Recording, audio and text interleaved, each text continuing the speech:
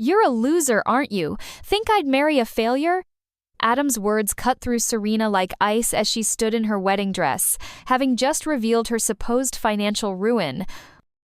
Before we continue, please leave a comment telling us where you are listening from. We love knowing just how far our stories reach. The elegant ballroom of Chicago's Palmer House Hotel fell silent. Crystal chandeliers cast fractured light across the marble floor where Serena Mitchell stood frozen, her ivory silk gown suddenly feeling like a costume in a play she no longer wanted to perform. Just moments ago, she had been the successful CEO of Mitchell Developments, one of Chicago's most prestigious real estate firms. Now, she was testing the man she thought she loved. "Adam, I need to tell you something," she had whispered, pulling him aside from their wedding guests. "The company. It's gone. I've lost everything. The market crashed and we're bankrupt." It was a lie, of course. A test she had devised in a moment of doubt that had been growing for weeks.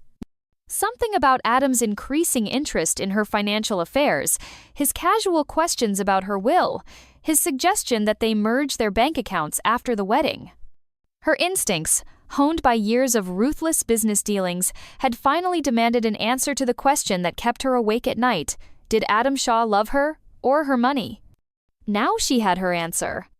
Adam's handsome face, the one that had charmed her for 2 years, twisted into something ugly and foreign. "Are you serious right now? On our wedding day you're telling me you're broke?" His voice rose, causing nearby guests to turn and stare. "I can't believe I wasted 2 years on a failure like you." Serena's heart shattered into pieces that felt sharp enough to cut. "Adam, it's just money. We can rebuild together." "Together?" He laughed, a sound devoid of any warmth she'd ever heard from him. "Serena, I'm not some charity case. I have a reputation to maintain. My clients expect a certain lifestyle. What am I supposed to tell them? That I married a woman who couldn't even manage her own company?" The guests were fully watching now, their excited chatter replaced by uncomfortable murmurs. Serena felt heat rising in her cheeks, but something else towed a cold clarity that cut through her emotional fog. "So that's it?" she asked quietly. "All this time it was never about me?" "Don't be naive," Adam snapped, adjusting his Armani tuxedo. "Love doesn't pay for penthouses or private jets. I thought you were smarter than this romantic nonsense." Serena's best friend Olivia appeared at her side, her maid of honor dress rustling as she moved. Despite her concerned expression, Serena noticed Olivia's hands trembling slightly as she clutched her phone. Her friend had been checking messages constantly all day, her face tightening each time she looked at the screen. "Serena, honey, what's happening? Everyone's staring." "Adam just called off our wedding," Serena said, her voice surprisingly steady. "Apparently, poor women aren't worth marrying." Olivia's green eyes widened with what appeared to be shock and concern. "Adam, how could you do this to her? She's been your rock for 2 years." "Stay out of this, Olivia," Adam warned. "This is between me and my ex-fiancé." He emphasized the last word like it left a bad taste in his mouth.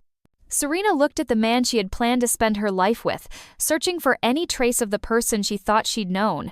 She found nothing but cold calculation and barely concealed disgust. "You know what, Adam? You're right about one thing," she said, pulling off her engagement ring, a 2-carat diamond he had insisted she pay for herself. "I am smarter than this. I'm smart enough to know I just dodged a bullet."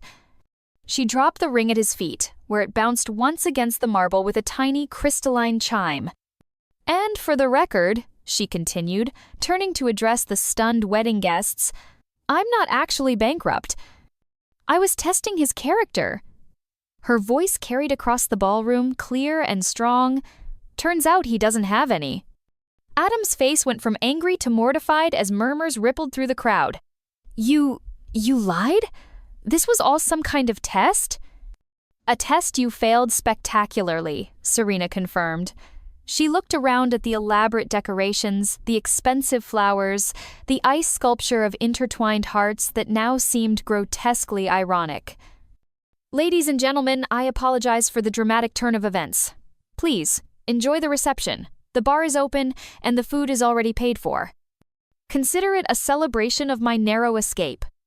With that, she gathered her silk skirts and walked toward the exit, her heels clicking against the marble with determined precision. Behind her, she could hear the explosion of conversation as the guests processed what they had just witnessed.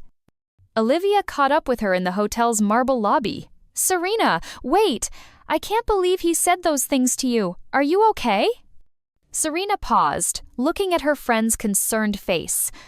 Olivia Chen had been her constant companion since business school, the person who knew all her secrets and fears. If anyone could understand what she was feeling right now, it would be Olivia. "I feel like an idiot," Serena admitted. "How did I not see who he really was?" "Because you saw who you wanted him to be," Olivia said gently, placing a comforting hand on Serena's arm. "We all did. He had everyone fooled." "I need to get out of here," Serena said, suddenly feeling suffocated by the hotel's opulent surroundings. "I need to think." "Of course. Do you want me to come with you?" Serena shook her head. "No, I need some time alone. Can you handle things here? Make sure the vendors get paid, that sort of thing?" "Absolutely. Don't worry about any of it." Olivia's voice was warm and reassuring, though she checked her phone again with that same nervous expression. "Take all the time you need. I'll take care of everything." Serena hugged her friend gratefully. "Thank you. I don't know what I'd do without you." "That's what friends are for," Olivia replied, though something flickered behind her eyes too quickly for Serena to catch. 3 hours later, Serena sat in her penthouse apartment overlooking Lake Michigan, having traded her wedding dress for jeans and a sweater. The Chicago skyline glittered before her, a view that usually brought her comfort but now felt as cold as Adam's rejection. On her wrist, her grandfather's vintage watch caught the light, a treasured inheritance from Stephen Mitchell, the man who had raised her after her parents died. He had given it to her on her 18th birthday, laughing that they shared the same initials, and she had always admired its elegant simplicity. Her phone had been buzzing constantly with calls and messages, but she'd turned it off after the 10th reporter had somehow gotten her number. The story of the Chicago CEO who'd tested her fiancé at the altar was apparently too juicy for the press to ignore. She poured herself a glass of wine and made a decision that would probably seem rash to everyone else but felt absolutely necessary to her. She was going to disappear for a while. Take a complete break from everything: the company, the media attention, the humiliation. She called her assistant, Janet Morrison. "Janet, I need you to clear my calendar for the next month, possibly longer. I'm taking a sabbatical." "Ma'am, after today's events, don't you think you should address the media? Make some kind of statement?" "Number, I want complete radio silence. Whatever happens with this wedding situation, I need a healing retreat where I can figure out who I am without all this noise. No calls, no emails, no contact for at least a month. Can you handle things with the board?" "Of course, Miss Mitchell. I'll arrange everything. Where will you be going?" "I don't know yet. Somewhere far from Chicago where no one knows me." A knock at her door interrupted her planning. Through the peephole, she saw Olivia holding a bottle of wine and a bag of takeout. "I brought reinforcements," Olivia announced when Serena opened the door. "Thai food and a very expensive bottle of Bordeaux that Adam left in his room. I figured he owed you at least that much." Despite everything, Serena smiled. "You're the best friend anyone could ask for." They settled on Serena's leather couch, eating pad thai and drinking wine while Lake Michigan stretched endlessly before them through the floor-to-ceiling windows. "I keep replaying it in my head," Serena said, swirling the wine in her glass. "All the signs I missed, the way he always steered conversations toward money. How he suggested I update my will to include him. God, Olivia, what if I had married him?"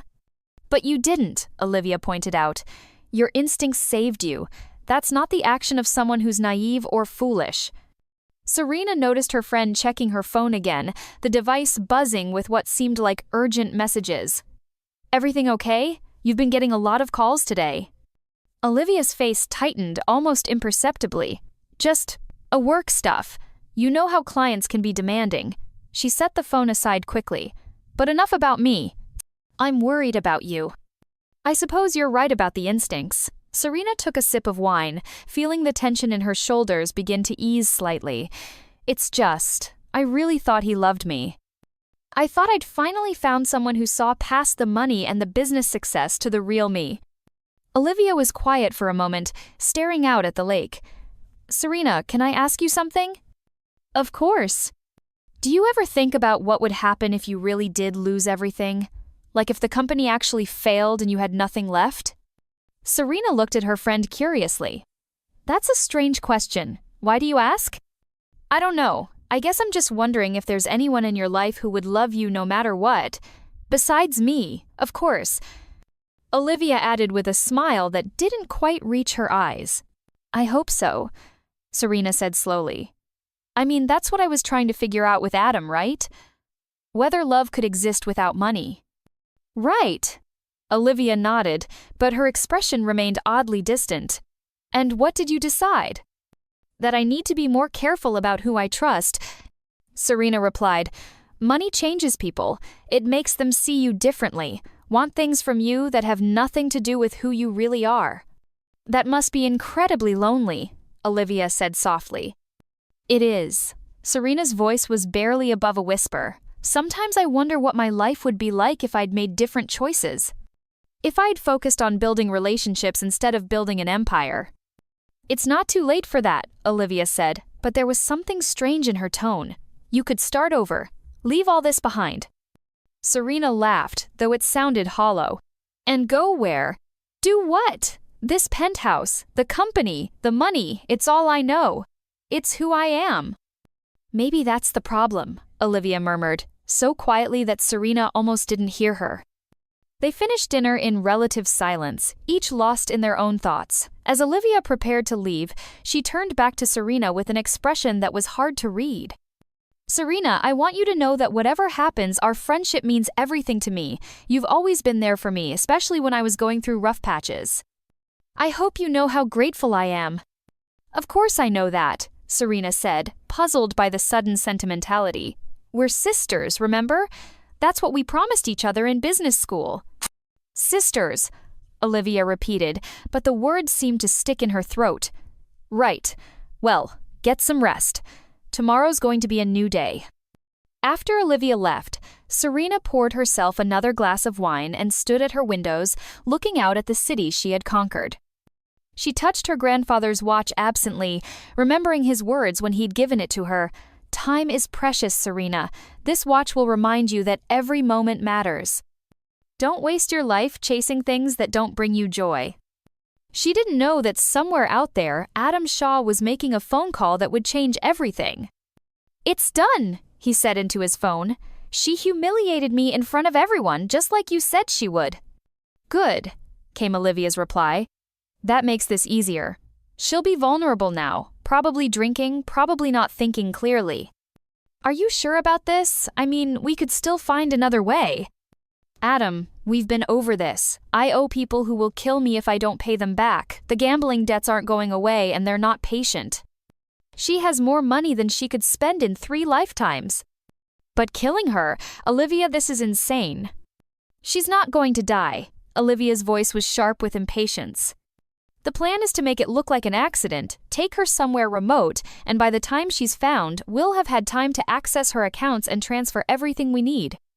She might not even remember what happened. And if she does remember?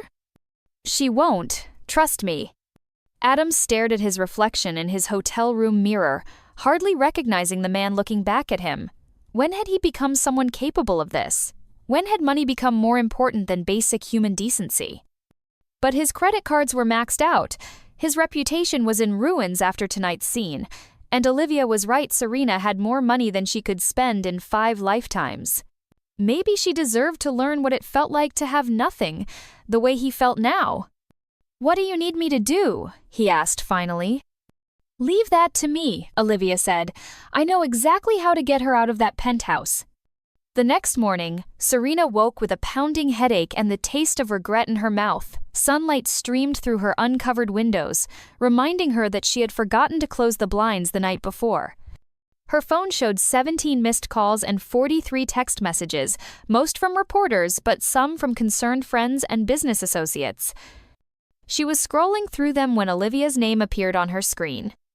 Hey, Serena answered, her voice hoarse from the wine and emotional exhaustion. Morning, sunshine, how are you feeling?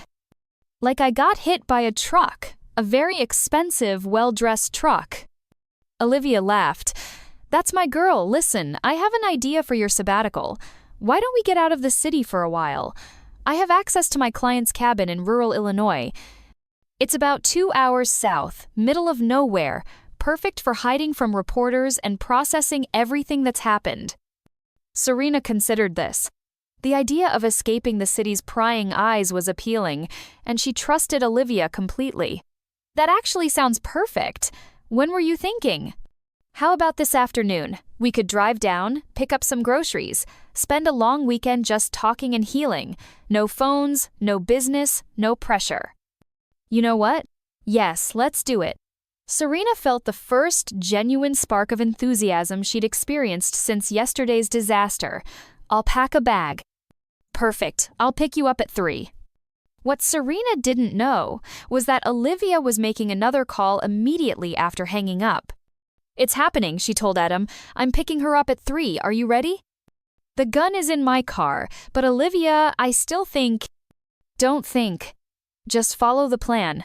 We meet at the cabin, you do what needs to be done, and then we have the time we need to access her accounts before anyone realizes she's missing. What if something goes wrong? Nothing will go wrong, Olivia said with cold certainty. By tomorrow night, we'll both be rich, and Serena Mitchell will be just another cautionary tale about what happens when you trust the wrong people. At exactly 3 o'clock, Olivia's silver BMW pulled up outside Serena's building. Serena emerged with a small suitcase and a travel mug of coffee, looking more relaxed than she had in months despite the previous day's drama. Ready for an adventure? Olivia asked as Serena settled into the passenger seat. More than ready. I can't remember the last time I took a weekend off without checking emails or taking meetings. That's exactly what you need. Complete disconnection. Olivia pulled into Chicago traffic, heading south toward the interstate. I brought some of your favorite snacks in that playlist we made during our road trip to Wisconsin last year. You think of everything, Serena said gratefully. I'm so lucky to have you as a friend. The words hit Olivia like a physical blow, but she kept her expression neutral. We've always looked out for each other, haven't we? They drove in comfortable conversation for the first hour, reminiscing about college and early career adventures. Serena found herself laughing for the first time since yesterday's catastrophe, remembering why Olivia had always been her closest confidant. I've been thinking about what you said last night, Serena said as they passed a sign indicating they were 50 miles from their destination. About starting over, making different choices. Oh? Olivia's grip tightened on the steering wheel. Maybe you're right. Maybe this whole disaster with Adam is a sign that I need to reevaluate my priorities. Focus less on accumulating wealth and more on building genuine relationships. That sounds... healthy? Olivia managed, though the words felt like ash in her mouth. I mean, what's the point of having all this money if it just attracts people like Adam? People who see dollar signs instead of a human being? Serena stared out at the passing farmland, rolling hills dotted with red barns and grazing cattle. There's something peaceful about this, isn't there? All this open space, this simplicity. Very peaceful, Olivia agreed, though her phone was buzzing with texts from Adam asking for updates. They turned off the main highway onto a narrow country road that wound through increasingly remote farmland. The houses became farther apart, separated by acres of corn and soybeans. Cell phone towers disappeared from the horizon. How much farther? Serena asked, noticing that her phone had lost signal. Just a few more miles. It really is in the middle of nowhere, which is exactly what we need. The cabin, when they finally reached it, was more isolated than Serena had expected. It sat at the end of a long gravel driveway surrounded by dense woods with no visible neighbors. A small rustic structure with a wraparound porch and shuttered windows. Wow, this really is remote, Serena observed as they parked. That's the point, Olivia said, but her voice had lost its warmth. They had barely gotten their bags out of the car when another vehicle appeared at the end of the driveway. Adam's black Mercedes pulled up behind them, gravel crunching under its tires. Serena froze. What is he doing here? I called him, Olivia said quietly. You what? Olivia, why would you? Serena turned to look at her friend and stopped. The woman standing beside her was no longer the warm, supportive Olivia she had known for over a decade. This woman's eyes were cold and calculating, her expression hard with determination. Because we need to talk, Adam said, getting out of his car. In his right hand he carried something that made Serena's blood turn to ice. Oh my God, she whispered. Oh my God, you're both. We're both tired of watching you hoard money while people who care about you struggle, Olivia said. I'm drowning in gambling debts, Serena. Debts to people who will kill me if I don't pay them off. And Adam's business is failing because he's been so focused on your relationship that he's neglected his clients. So you brought me here to rob me? Serena's voice was high with disbelief and terror. We brought you here to teach you a lesson about sharing? Adam said, raising the gun. You have more money than you could spend in 5 lifetimes. Is it really so unreasonable for us to ask for enough to solve our problems? Ask? Serena backed toward the cabin, her mind racing. You're pointing a gun at me. Because we knew you'd say no, Olivia said matter-of-factly. You've always been selfish with your money, Serena, even with me, your supposedly best friend. Do you know how many times I've been on the verge of losing everything while you've lived in your ivory tower? You never told me you needed help. If you had just asked? I shouldn't have to ask. Olivia's calm facade cracked, revealing the desperation underneath. Friends are supposed to look out for each other. But you've been so wrapped up in your success story that you never noticed when the people around you were drowning. Serena's back hit the cabin's front door. Please, both of you, just stop and think about what you're doing. We can work this out. I'll help you with the debts, Adam. I'll invest in your business. It's too late for that, Adam said. After yesterday, my reputation is shot. Everyone knows you humiliated me. The only way I recover from this is if you're not around to tell your version of the story. You're talking about murder, Serena said, the words feeling surreal even as she spoke them. You're talking about killing someone you claim to have loved. Love doesn't pay bills, Adam replied, echoing his cruel words from the day before. And you made it very clear yesterday that love wasn't enough for you either. The gun was steady in his hand, and Serena realized with crystalline clarity that he was really going to pull the trigger. This wasn't a robbery or a scare tactic, this was an execution. Any last words? He asked, and she could see that some part of him was enjoying this moment of ultimate power over her. Serena looked at Olivia, searching for any trace of the friend she had loved, like a sister. I trusted you with everything. My secrets, my fears, my heart. How could you do this to me? Because you never really saw me, Olivia said sadly. To you, I was just another accessory to your perfect life. The loyal best friend who would always be there to admire your success and comfort you when things went wrong. But you never asked what I needed or wanted. You just assumed I was content to live in your shadow. That's not true. It is true, and deep down you know it. Olivia's voice was almost gentle now. But don't worry. After today, you won't have to feel guilty about it anymore. The gun fired with a crack that seemed to split the rural silence in half. Serena felt the bullet graze her shoulder, spinning her around and sending her crashing to the gravel driveway. Pain exploded through her body as blood began to flow from the wound. Why did you only graze her shoulder? Olivia demanded. This was supposed to look like an accident. I couldn't aim for her head, Adam said, his voice shaking. She was looking right at me. Give me the gun, Olivia snapped. Here, take it, Adam said, thrusting the weapon toward her. You do it. I can't look at her face again. Serena tried to crawl toward the woods, but the shock of the gunshot and the fall had left her disoriented. Blood was flowing steadily from her shoulder, and her vision was starting to blur. Help me get her in the car, Olivia ordered. We'll drive her somewhere else and finish this. I can't, Adam said, staring at the blood on the ground. I can't do this anymore. Fine, you're useless anyway. Olivia wrestled Serena's weakening form toward the BMW. I'll handle it myself. Where are you taking her? Somewhere, they'll never find the body. Don't worry about it, just go home and act normal. When they ask where you were today, you were at home nursing your broken heart from the wedding disaster.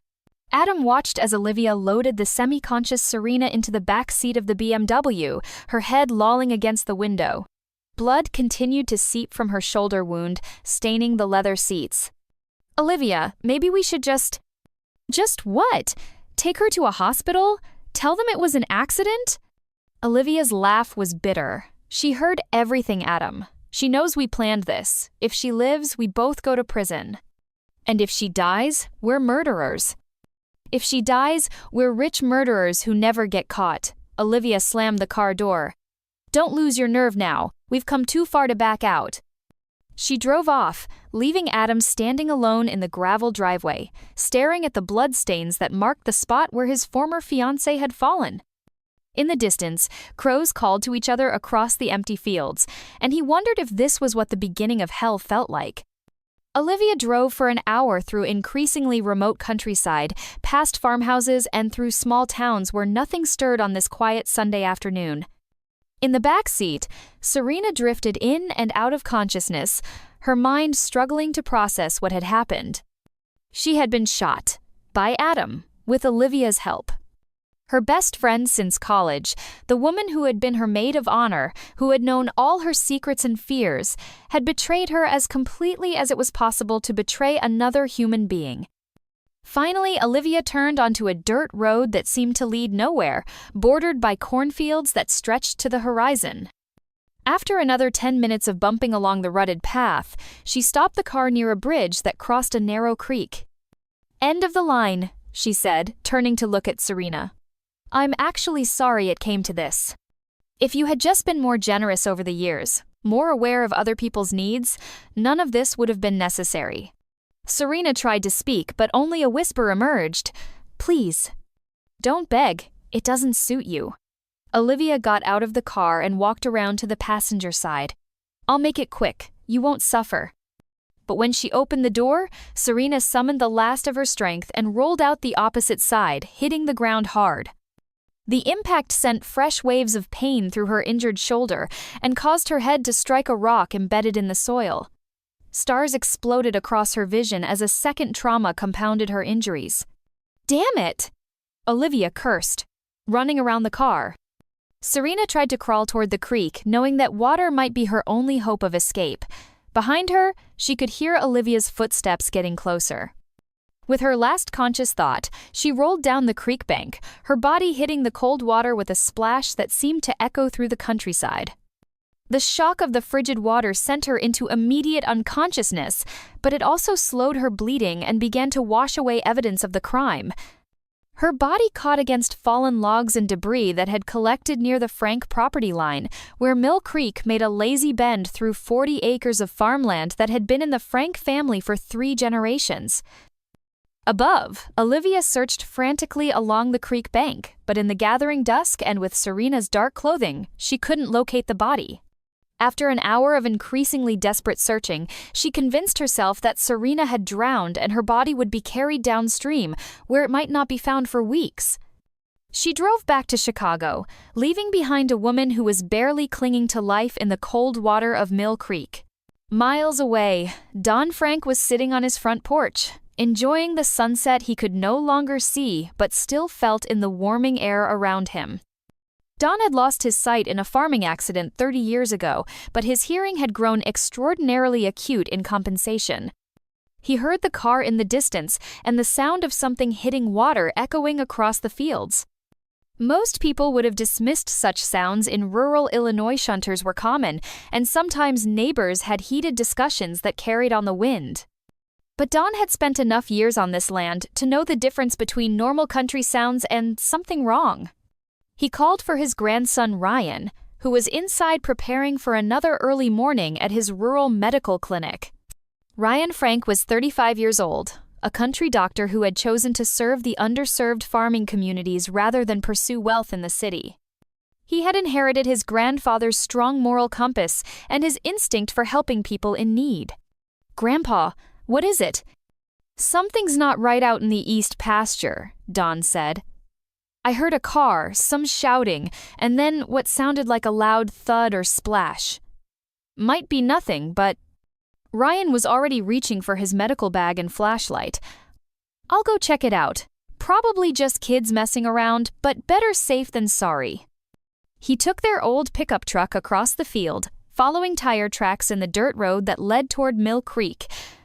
It was nearly dark when he found the BMW's tire tracks leading to the bridge and drops of blood on the ground that reflected in his flashlight beam. "Hello?" he called into the gathering darkness. "Is anyone out there? Do you need help?" No answer came, but Ryan's medical training told him that someone was hurt and possibly hiding in fear. He began to methodically search along the creek bank, calling out reassurances. "I'm a doctor. If you're injured, I can help you. You don't have to be afraid." It took him nearly an hour to find her. Serena was unconscious in the shallow water near the bank, her body wedged against fallen branches, her face pale from blood loss and cold. Her breathing was shallow but steady, and the cold water had indeed slowed the bleeding from her shoulder wound. Ryan waded into the creek and carefully lifted her from the water, noting multiple injuries: the gunshot wound to her shoulder, a significant head contusion from her fall, and several lacerations from rocks and debris. She was alive, but she needed immediate medical attention. He carried her back to his truck and drove quickly to the farmhouse, where Don was waiting with clean towels and hot water. Together, grandfather and grandson worked to stabilize their unexpected patient. "Gunshot wound," Ryan confirmed as he cleaned the injury. "Looks like a small caliber, grazed the shoulder but missed major vessels. She's lost some blood, but nothing vital was hit. The head injury is more concerning possible concussion." "Should we call the sheriff?" Don asked. "Let's make sure she's stable first. And when she wakes up, she might be able to tell us what happened. Right now, she needs warmth and rest." They moved Serena to the guest bedroom, where Ryan continued to monitor her vital signs through the night. Don sat nearby, his sensitive hearing alert for any change in her breathing or movement. Neither man slept much, both worried about the mysterious woman who had appeared in their creek with multiple injuries and no identification. When Serena finally opened her eyes, sunlight was streaming through unfamiliar windows, and the sound of roosters crowing drifted in from outside. She was lying in a simple wooden bed in a room that smelled like lavender and fresh air. For a moment, she couldn't remember anything, not where she was, not how she had gotten there, not even her own name. She tried to sit up and immediately regretted it as pain shot through her shoulder and head, and dizziness overwhelmed her. "Easy there," a gentle voice said from beside the bed. "You've been through quite an ordeal." Serena turned her head to see a man in his 30s with kind brown eyes and calloused hands that spoke of physical work. He was wearing a simple flannel shirt and jeans, and something about his presence was immediately calming. "Who are you?" she whispered. "I'm Ryan Frank. I'm a doctor. My grandfather and I found you in our creek last night. You'd been shot and had taken a serious fall." The words stirred something in her memory, but everything was foggy and confused. "Shot? I can't remember." "That's okay. Head injuries can cause memory problems. Do you remember your name?" Serena opened her mouth to answer and then stopped. She searched her mind desperately, but found only fragments and shadows. I don't know. I can't remember anything." "Well, that's all right. Memory can take time to return after trauma. The important thing is that you're safe now." An older man appeared in the doorway, moving with the careful precision of someone who couldn't see but knew every inch of his surroundings. "How's our patient doing?" he asked. "Awake and alert," Ryan replied. "Ma'am, this is my grandfather, Don Frank. He's the one who heard the commotion and sent me to look for you." Don Frank's weathered face was kind but serious. "Miss, I've been thinking about what happened last night. Gunshot wounds near creeks aren't exactly common around here. You were clearly running from something or someone dangerous." Serena tried to focus, to pull some memory from the darkness in her mind, but found only fear and confusion. "I wish I could tell you, but I honestly don't remember anything. Not my name, not what happened, nothing." Don nodded as if he had expected this answer. "Well, until you do remember, you're welcome to stay here as long as you need." This farm has always been a place where people can find safety and healing. I couldn't impose. It's not an imposition, Ryan said firmly. You need medical care, and frankly, you need somewhere safe to recover. We have plenty of room, and Grandpa enjoys the company. Serena felt tears prick at her eyes, though she couldn't understand why these strangers' kindness affected her so deeply. Thank you, she whispered. I don't know how to repay you. No repayment necessary, Dawn said. Sometimes people just need help, and when we can provide it, we do. That's how the world is supposed to work. Over the next few days, Serena began to understand what he meant. The Frank farm was like stepping into a different world, one where people looked out for each other simply because it was the right thing to do. Neighbors stopped by to check on the injured stranger, bringing casseroles and fresh vegetables without asking questions. The local pastor dropped off books and magazines, offering prayers for her recovery. Ryan divided his time between his medical practice in town and caring for Serena, changing her bandages and monitoring her healing progress. He was unlike any man she felt she had ever known, completely focused on helping others, with no apparent interest in personal gain or recognition. You seem so content here, she observed one afternoon as they sat on the front porch, watching the corn sway in the breeze. Don't you ever want more than this? A practice in the city? More money? More prestige? Ryan considered the question seriously before answering. I used to think I did. When I was in medical school, I had plans to specialize in cardiology, work in a big hospital, make a name for myself. But then I came back here to help Grandpa after his accident, and I realized something important. What's that? That success isn't about how much money you make or how many people know your name.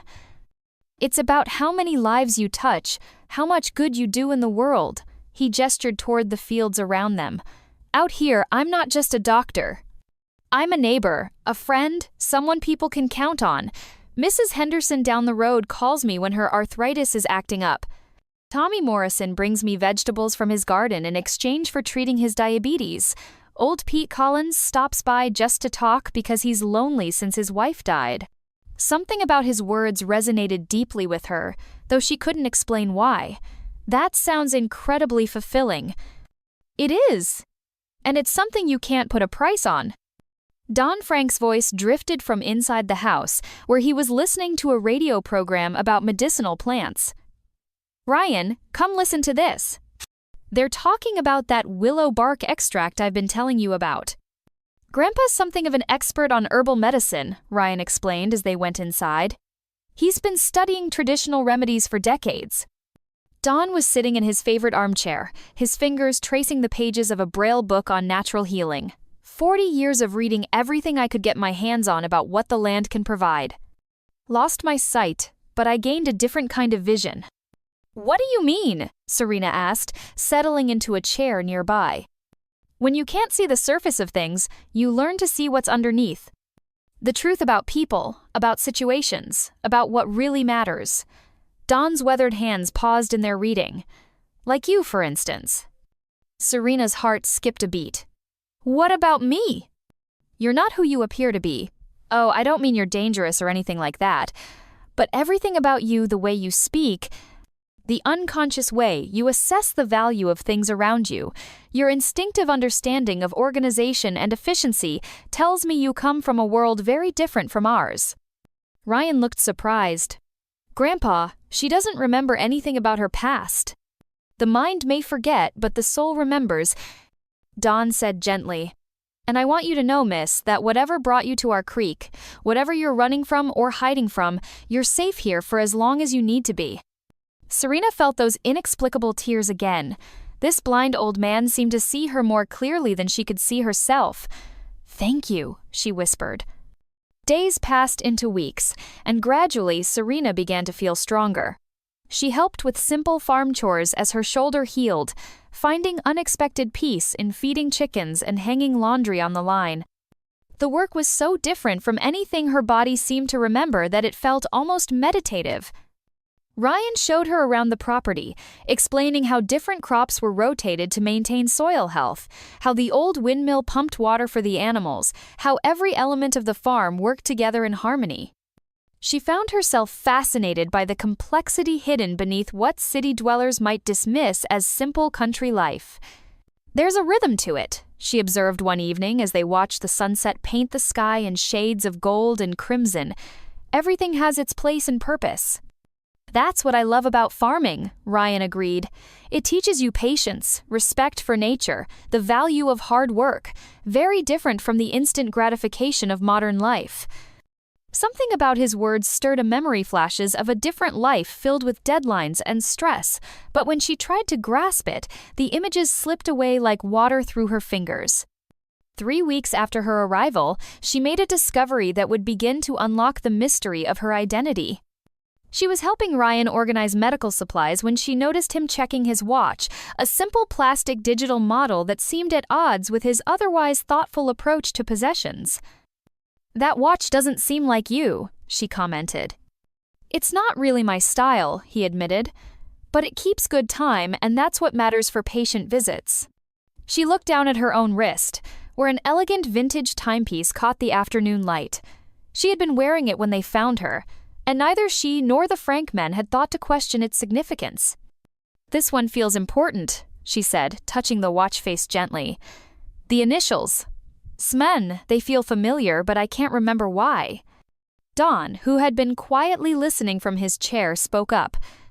"Tell me about the watch. Describe it." "It's gold with a white face and Roman numerals. The hands are delicate and the band is leather. It feels expensive, but more than that, it feels loved. Like someone cared about it very much." "And the initials?" "Sum. They're engraved on the back in elegant script." Don nodded thoughtfully. "Sometimes our possessions hold the keys to our past. That watch was important to you, important enough that you never took it off even when whatever happened to you occurred." That night, Serena lay in the guest bed staring at the watch, willing it to reveal its secrets. She wound it carefully, noting how the motion felt automatic, practiced. As she drifted off to sleep, she found herself thinking about the initials, SM Stephen. The name Stephen felt significant somehow. The next morning brought a breakthrough. She was helping Don tend his herb garden when he asked her to identify different plants by touch and smell. As her fingers brushed against a patch of rosemary, a memory fragment surfaced like a bubble rising from deep water. "Time is precious, Serena," a kind voice said in her memory. "This watch will remind you that every moment matters." She gasped, the memory so vivid it felt like the speaker was standing beside her. "What is it?" Dawn asked, immediately sensing her distress. "Stephen?" she whispered. "Someone named Stephen. He gave me this watch," he said. "He said time was precious." "Serena?" Dawn repeated gently. "Is that your name?" I think so. Serena. Yes, that feels right." She looked down at the watch with new understanding. "Stephen Mitchell. He was my grandfather." I can see him now, smiling as he fastened the clasp. "We shared the same initials, and I had always admired this watch." "Serena Mitchell," Ryan said, appearing from the house with his medical bag. "That's a beautiful name." "But there's so much more I can't remember," she said, frustration creeping into her voice. "I know my name now, and I remember my grandfather, but everything else is still blank." "Healing takes time," Dawn said wisely. "Your mind is protecting you from memories that might be too painful to face all at once. When you're ready, they'll come back." Over the following weeks, more fragments began to surface.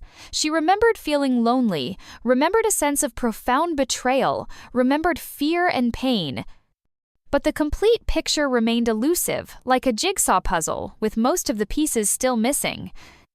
Ryan watched her struggle with growing concern and affection. The woman who had appeared in their creek was nothing like the helpless victim they had initially rescued. She was intelligent, capable, and showed natural leadership qualities even while performing simple farm tasks. She listened to neighbors' stories with genuine interest, helped solve problems with an instinctive understanding of organization and strategy, and brought an efficiency to farm operations that impressed even Dawn. "You're falling in love with her," Dawn observed one evening as they sat on the porch after Serena had gone to bed. "Is it that obvious?" Ryan asked. To someone who listens as much as I do, yes. The question is, what are you going to do about it? What can I do? She doesn't even know who she is. How can she know what she wants for her future? Maybe that's exactly why she can know, Dawn replied cryptically. Without the weight of her past defining her, she's free to choose who she wants to become. And what if her memories come back and she realizes she doesn't want this life? What if she has a husband, a family, a career somewhere else? Then you'll have loved her well for the time you had. Dawn said simply. Love isn't about possession, Ryan. It's about wanting what's best for someone, even if that means letting them go. 6 weeks after her arrival, Serena woke one morning with the strangest sensation, as though someone had been calling her name in her dreams.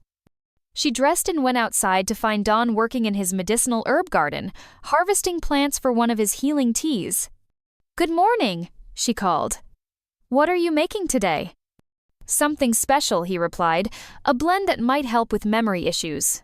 Are you willing to try it? She nodded, though something about his tone made her nervous. Will it hurt? Not hurt, exactly. But sometimes remembering can be painful. The herbs will help your mind process traumatic memories more safely, but they might bring back things you've been protecting yourself from. I need to know, she said firmly. Not knowing is worse than remembering, whatever the memories contain. That afternoon, she drank Dawn's carefully prepared tea. It tasted of earth and growing things, with an underlying bitterness that made her think of medicine. Within an hour, she began to feel drowsy and slightly disoriented. Rest now, Dawn said gently. Let your mind do its work. She fell asleep on the living room couch, and the memories came flooding back like a dam bursting. Chicago. Mitchell Developments. The penthouse apartment. Adam Shaw in his expensive suits, charming and handsome and completely mercenary. Olivia Chen, her best friend, struggling with gambling debts she had been too proud to reveal. The wedding that wasn't tier. The test that revealed Adam's true nature. The cabin. The betrayal. The gunshot. The fall into Mill Creek. She woke with tears streaming down her face and Ryan holding her hand. I remember, she whispered. I remember everything. Tell me, Ryan said gently. And she did. She told him about her life in Chicago, her wealth, her company, the people she had trusted who had tried to kill her for money. She told him about her grandfather, Stephen Mitchell, who had raised her after her parents died, who had given her the watch and taught her that time was precious. She told him about feeling isolated by her success, about building walls to protect herself that had ultimately kept love out as much as they kept predators away. My name is Serena Mitchell, she concluded. I'm the CEO of Mitchell Developments, one of Chicago's largest real estate firms, or at least, I was. I don't know what's happened to the company in the weeks I've been gone. Ryan was quiet for a long moment, processing this revelation. Are you going to go back? I don't know, she said honestly. The woman who built that company, who lived in that penthouse, who almost married Adam Shaw, I'm not sure I want to be her anymore. What do you want? This, she said, gesturing around the simple living room, toward the fields visible through the windows, toward the life she had discovered in her weeks of recovery. I want this peace, this community, this sense of purpose. I want work that helps people instead of just accumulating wealth. But you have responsibilities. I have choices, she corrected. And for the first time in my adult life, I'm free to make them based on what I actually want, not what other people expect from me. That evening, Sheriff Tom Bradley arrived at the Frank farm. He was a lanky man in his 60s with silver hair and eyes that missed nothing. He had been Don's friend for 30 years, ever since moving to the county from Chicago, and the two men shared a weekly chess game that had become legendary among the locals. Don, Ryan, he greeted them before turning to Serena. And you must be our mystery woman. When Ryan called this morning to report that you'd recovered your memory, I have to say, I wasn't expecting this. Sheriff Bradley, Don explained to Serena. I thought it was time to involve law enforcement, given what you've told us.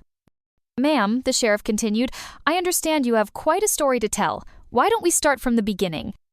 Serena told her story again, this time including every detail she could remember. Sheriff Bradley took careful notes, asking pointed questions about timing, locations, and the exact words Adam and Olivia had used. "This cabin you mentioned, do you remember how to get there?" "I think so. It was about 2 hours south of Chicago, then several turns on country roads." "We'll need to find it. There might be physical evidence, bloodstains, shell casings. And I'll need to coordinate with Chicago police about your fiancé and friend's current whereabouts." He paused, studying her carefully. "Ma'am, there's something else you should know. Chicago PD filed a missing persons report on you 3 weeks ago. Your company reported that you'd failed to return from a planned sabbatical." "What's the situation with the company?" "As far as I know, your board of directors has appointed an interim CEO and is managing operations, but there's been considerable concern about your whereabouts." "What are the chances Adam and Olivia will be prosecuted?" Serena asked. "If we can prove what you've told me, they'll both face charges for attempted murder, conspiracy, and probably several financial crimes as well. The question is whether we can build a strong enough case." "I can help with that," Serena said. "If they think I'm dead, they've probably been accessing my accounts, using my credit cards, maybe even trying to claim my life insurance. There will be a paper trail." Sheriff Bradley nodded approvingly. "Smart thinking. I'll contact the FBI's Financial Crimes Unit. This crosses state lines, so it'll be a federal case." "There's something else," Serena added.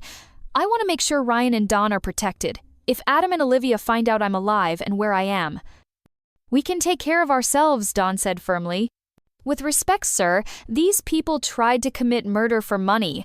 I won't put you in danger because you were kind enough to help me." Sheriff Bradley considered this. "I can arrange for some extra patrols in this area, and I'll make sure the investigation is handled discreetly. But ma'am, if you're serious about pursuing this case, you're going to need to come forward publicly at some point." "I know. I just want to make sure I do it right, so they can't escape justice on a technicality." "Fair enough. Why don't you give me a few days to coordinate with the feds and Chicago PD? We'll want to have everything in place before we make any moves." After Sheriff Bradley left, Serena felt simultaneously relieved and anxious. Coming forward meant eventually returning to a world where her wealth and status would once again define how people saw her. "You're worried about going back," Ryan observed as they sat on the porch that evening. "I'm worried about losing this," she admitted, gesturing at the peaceful farmland around them. "These past few weeks have been the most genuine, fulfilling time I've had in years, maybe ever." "What's stopping you from keeping it?" "Reality. I have a company to run, legal proceedings to deal with, a life I can't just abandon." "Can't you or won't you?" The question hung in the air between them. Serena had been asking herself the same thing for days, ever since she realized that her feelings for Ryan had grown far beyond gratitude for his medical care. "It's complicated," she said finally. "Most worthwhile things are." 3 days later, Sheriff Bradley returned with FBI agents and a coordinated plan.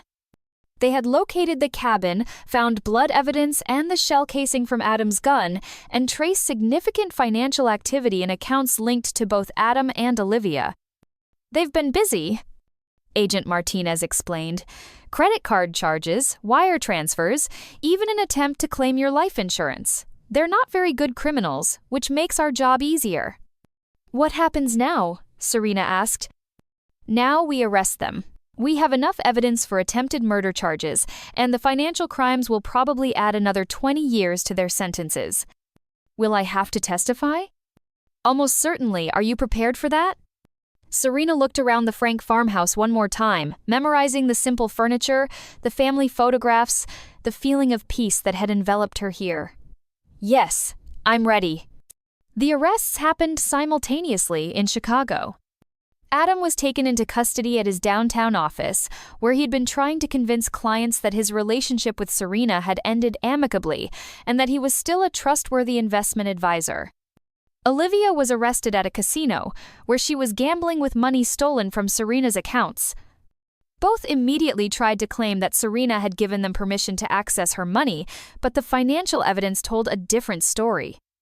Large transfers on dates when Serena was supposedly missing, forged signatures, and Adam's purchase of the gun used in the shooting all painted a clear picture of premeditation. The story broke in the Chicago media within hours. CEO survives murder plot by fiancé and best friend. Wealthy woman found shot after wedding day betrayal. $1 million murder scheme unravels. Serena watched the news coverage from the Frank farm, feeling oddly detached from the woman being described in the reports. That person, the high-powered CEO who had trusted the wrong people, felt like someone she used to know rather than who she was now. "Do you regret it?" Ryan asked as they watched her former life being dissected on television. Testing Adam, I mean. "If you hadn't done that, none of this would have happened." "No, I don't regret it," Serena said firmly. "If I hadn't tested him, I would have married him, and eventually he and Olivia would have found a way to kill me anyway. At least, this way, I discovered the truth before it was too late. And now? Now I have a choice to make." The next morning brought an unexpected visitor. A black town car pulled up the Frank driveway, and Serena's assistant, Janet Morrison, emerged with a stack of legal documents and a laptop computer. "Miss Mitchell," Janet said, her relief evident. "Thank God you're alive. When you disappeared right after the wedding incident, and then the police started asking questions about your whereabouts, we feared the worst." "Hello, Janet. I'm sorry you were worried. The whole company has been in chaos. The board of directors has been meeting daily, trying to figure out what to do in your absence. There are contracts that need your signature, deals that are stalled without your approval." Serena looked at the familiar stack of paperwork, the same type of documents that had once seemed like the most important things in the world. Now they felt heavy with obligations she wasn't sure she wanted to fulfill. "Can it wait a few more days?" "Ma'am, with respect, the company needs its CEO. There are stockholders, employees, clients who depend on Mitchell developments. You can't just disappear indefinitely." Ryan and Dawn had retreated to give her privacy, but Serena could see them working in the garden nearby. Ryan was showing his grandfather how to identify different plants by touch and smell, their heads bent together in concentration. The sight made her heart ache with longing for a simpler life. "Janet, what would happen if I stepped down as CEO?" Her assistant's face went pale. "Ma'am, you're not thinking clearly. You've been through a trauma." "I'm thinking more clearly than I have in years. What would happen to the company?" "Well, the board would have to name a permanent CEO, probably promote Morris Wilson from vice president of operations. Eventually, they might sell to a larger firm or restructure completely. But Miss Mitchell, this company is your life's work. You built it from nothing." "I did, and maybe it's time for it to exist without me." That evening, Serena walked through the fields with Ryan, following paths that had become familiar over the past 2 months. The corn was beginning to show the first hints of autumn color, and the air carried the promise of harvest time. "Janet thinks I'm having some kind of breakdown," she told him. "Are you?" "Maybe. Or maybe I'm finally having a breakthrough." They stopped at the edge of Mill Creek, where Ryan had found her that night, bleeding and barely conscious. The spot looked different in the early autumn light, peaceful rather than threatening, just another part of the vast agricultural landscape. "This is where my old life ended," Serena said. "The question is, what kind of new life do I want to build?" "What does your heart tell you?" "That I've been chasing the wrong things for years. Money, success, recognition, none of it made me happy. None of it brought me genuine love or connection." "And what would make you happy?" She looked at him, this gentleman who had saved her life and asked for nothing in return. "A different kind of success. Work that helps people instead of just making money. A community where I know my neighbors and they know me. A family built on love instead of convenience." "Those things are possible," Ryan said quietly. "For someone like me? A former CEO who doesn't know how to milk a cow or grow vegetables? For someone like you who learned to feed chickens and hang laundry despite having a gunshot wound? For someone who listened to Mrs. Henderson's stories about her late husband without checking her phone once? For someone who helped Tommy Morrison understand his diabetes medication even though you have no medical training? You noticed all that?" "I notice everything about you," Ryan admitted, "including the fact that you've been happier here than you ever were in Chicago." "Is that an invitation to stay?"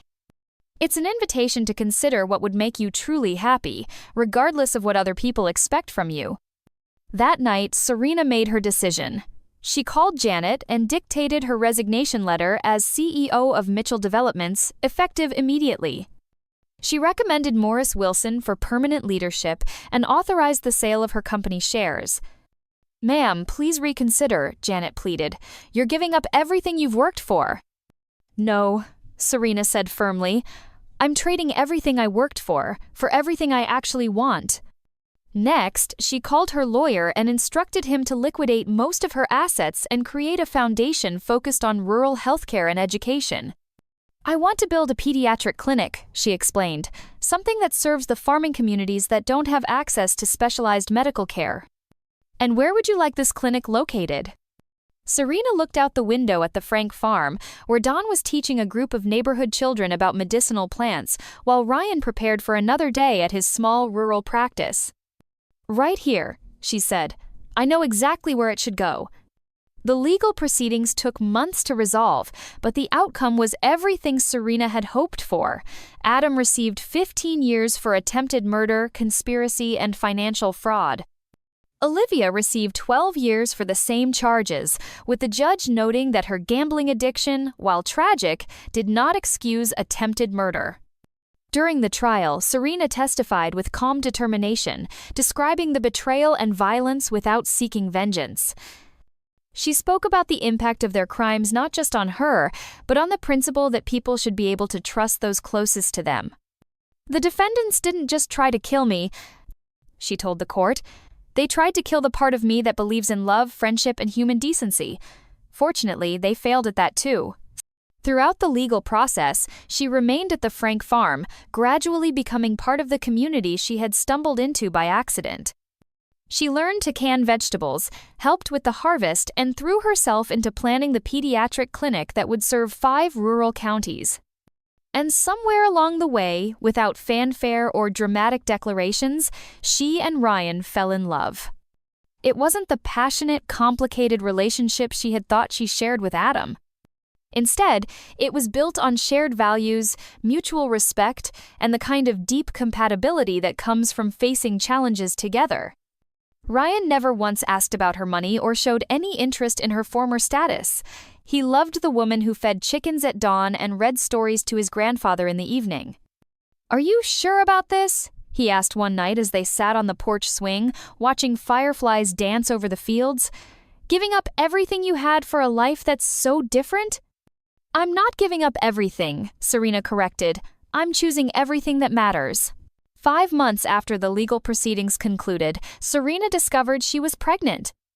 The news should have been terrifying: an unplanned pregnancy with a man she had known for less than a year, but instead, it felt like the final piece of a puzzle falling into place. "Are you happy?" Ryan asked when she told him, his hand gentle on her still flat stomach. "Happier than I ever imagined possible," she replied, and meant it completely. The pregnancy presented challenges. At 38, Serena faced increased risks, and her developing preeclampsia required careful monitoring. But Ryan's medical expertise and unwavering support, combined with Dawn's extensive knowledge of natural remedies, helped her through the difficult months. "This baby is lucky," Dawn said one evening as he prepared a tea blend to help with her morning sickness. "She's going to grow up knowing that love is more important than money, that community matters more than competition." "How do you know it's a girl?" Serena asked. "Just a feeling. And she's going to be beautiful, with her mother's determination and her father's gentle heart." As Serena's pregnancy progressed, so did construction on the pediatric clinic. She had purchased 20 acres adjacent to the Frank farm, designing a building that would blend seamlessly with the rural landscape while providing state-of-the-art medical care for children. The clinic was painted in warm greens and yellows, with large windows that overlooked fields and gardens. There were play areas for children, comfortable waiting rooms for families, and living quarters where visiting specialists could stay when providing services to the remote farming communities. "It's perfect," Ryan said as they toured the nearly completed building. "Everything we dreamed of and more. Our daughter is going to grow up thinking this is normal." Serena mused, watching workers install equipment in the examination rooms. A world where people take care of each other, where medicine is about healing rather than profit. Is that a bad thing? It's the best thing I can imagine. Baby Mia arrived on a crisp October morning, just as the corn harvest was reaching its peak. Despite the complications of preeclampsia, she was healthy and strong, with dark hair like her father and determined blue eyes like her mother. Don Frank held his great-granddaughter with the careful reverence of a man who understood the preciousness of new life. "Hello, little one," he whispered. "Welcome to a world that's going to be better because you're in it." Sheriff Bradley, who had become like family during the long months of legal proceedings, served as an unofficial grandfather. He continued his weekly chess games with Dawn, now with baby Mia gurgling happily from her bassinet nearby. "She's going to grow up surrounded by people who love her," Bradley observed as they all gathered for Mia's first Christmas. "Not because of what she has, but because of who she is." The pediatric clinic opened on a warm spring day, with families from across 5 counties coming to celebrate. Serena stood with Mia in her arms, watching Ryan examine his first young patient in the bright, cheerful building they had created together. "Any regrets?" Dawn asked, joining her at the window. "Only that it took me so long to understand what really matters," Serena replied. She thought about Adam and Olivia serving their sentences in prison and felt only sadness for the people they might have been if they had chosen differently. She thought about her former life in Chicago, the penthouse apartment and corner office that now belonged to someone else, and felt no longing for what she had left behind. Instead, she felt gratitude for the twisted path that had brought her here. Without Adam's betrayal, she never would have tested his love.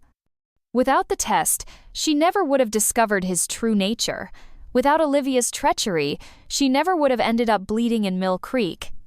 Without that terrible night, she never would have found the Frank farm, or Ryan, or the life she was meant to live. "It's funny," she said to Dawn. "I spent years building walls to protect myself from people who might want my money, but the real danger came from people I trusted completely." "Trust is always a risk," Dawn replied, "but the alternative is isolation, and that's not really living." "How do you tell the difference between people who genuinely care about you and people who just want something from you?" "Time," Dawn said simply. "Time and attention. People who truly love you will show it in small ways every day when there's nothing to be gained from it. People who want something from you will always be calculating, always positioning themselves for advantage." Serena looked around at the celebration, at neighbors who had welcomed her without knowing her background, at Ryan who had saved her life and asked for nothing in return, at Don who had shared his wisdom and his home with a stranger, at Sheriff Bradley who had become like family through his dedication to justice. "I finally learned to tell the difference," she said. As the sun set over the clinic's grand opening, painting the sky in brilliant oranges and purples, Serena found herself thinking about the future. Mia would grow up in this place, surrounded by love and community. She would learn that success was measured not in dollars but in lives touched, that true wealth came from relationships rather than bank accounts. "Mama," Mia babbled, reaching for the colorful balloons that marked the clinic's entrance. "That's right, baby girl," Serena whispered. "This is your home, this is your family, and this is what love really looks like." Ryan appeared beside them, his face glowing with the satisfaction of a day spent helping children and families. "How does it feel to see your dream become reality?" "Like I finally came home," Serena replied, and knew that she had found her heart's true destination at last. In the distance, Sheriff Bradley's patrol car could be seen making its evening rounds, ensuring the safety of the community he had sworn to protect. Don Frank sat on the clinic's front porch, surrounded by children eager to hear his stories about the healing power of plants. And somewhere in Chicago, the skyscrapers gleamed in the setting sun, housing the dreams and ambitions of people who hadn't yet learned the difference between success and fulfillment. But here, in the heart of rural Illinois, Serena Mitchell Frank had found something more valuable than all the money she had ever earned: a love that couldn't be bought, a family that couldn't be betrayed, and a purpose that would outlast any fortune. As she carried her daughter inside the clinic that would serve generations of farming families, Serena smiled at the beautiful irony of her story. She had set out to test a man's love and discovered her own capacity for it. She had lost everything she thought mattered and found everything that actually did. And in the end, the heart had found its true home. Thank you for listening until the end. If you enjoyed the story, please consider leaving us a like. This helps us reach more people.